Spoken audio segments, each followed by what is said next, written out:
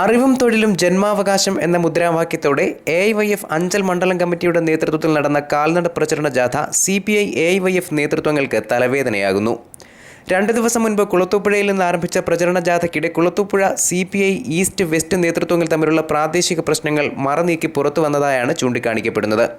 കാൽനട ജാഥ കയ്യാങ്കളിയിൽ കലാശിച്ചതാണ് നേതൃത്വത്തെ വെട്ടിലാക്കിയത്. ഈസ്റ്റ് ലോക്കൽ കമ്മിറ്റി സെക്രട്ടറിയോട് അപമര്യാദയായി പെരുമാറിയതിനെ തുടർന്ന് 1 വർഷം മുൻപ് അച്ചടക്ക നടപടിക്ക് വിധേയനായി സംഘടനയ്ക്ക് പുറത്തുപോയ AIYF വില്ലേജ് സെക്രട്ടറി ആയിരുന്ന സജീവിനെ കാൽനട ജാഥയിൽ പങ്കെടുപ്പിക്കാൻ വെസ്റ്റ് ലോക്കൽ കമ്മിറ്റി സെക്രട്ടറി അജ്മലിന്റെ നേതൃത്വത്തിൽ ശ്രമിച്ചതാണ് വാക്കേറ്റത്തിലും കയ്യാങ്കളിയിലും കലാശിച്ചത്.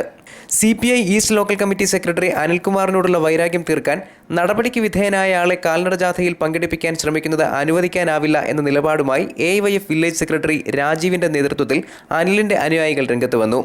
അതോടെ സജീവിനെ ജാഥയിൽ പങ്കെടുപ്പിക്കും എന്ന നിലപാടുമായി CPI west local committee secretary Ajmal, local committee member Biju എന്നിവർ രംഗത്ത് വന്നു. ഇതേ തുടർന്ന് പ്രചരണ ജാഥ ചേരിതിരിഞ്ഞ വാക്കേറ്റത്തിലും സംഘർഷത്തിലും കലാശിക്കുകയായിരുന്നു.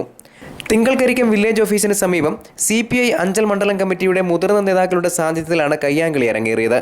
ഇപ്പോൾ ഏത് വിധേനയും പ്രശ്നം പരിഹരിക്കാനുള്ള ശ്രമത്തിലാണ് CPI AIYF നേതൃത്വമെന്നാണ് സൂചന. News bureau, Anchal.